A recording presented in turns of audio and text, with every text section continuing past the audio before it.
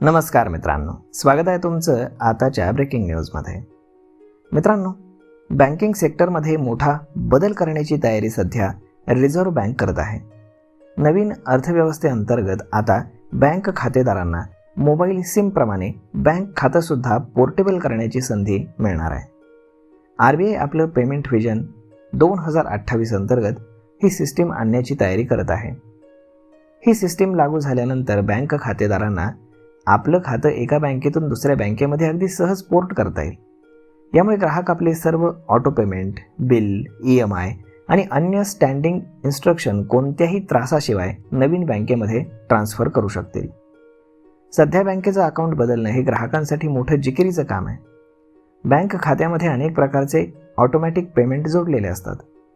ही अडचण दूर करण्यासाठी RBI पेमेंट्स स्विचिंग सर्व्हरवरती काम करते. नवीन प्लॅटफॉर्म अंतर्गत ग्राहकांना अशी सिस्टीम मिळणार आहे ज्यामध्ये सर्व पेमेंट संदर्भातील माहिती तुम्हाला एकाच जागी उपलब्ध होईल. यामुळे ग्राहक सर्व देवाणघेवाण अगदी सहजपणे पाहू शकतील. गरज पडल्यास दुसऱ्या बँकेमध्ये खातं शिफ्ट करू शकतील. या व्यवस्थेमुळे ग्राहकांना आता एकाच बँकेवरती अवलंबून राहण्याची गरज नाही. बँकिंग सेवेमध्ये स्पर्धा वाढल्यामुळे याचा फायदा ग्राहकांना होईल. RBI विदेशी देवाणघेवाण वेगानं काम करते.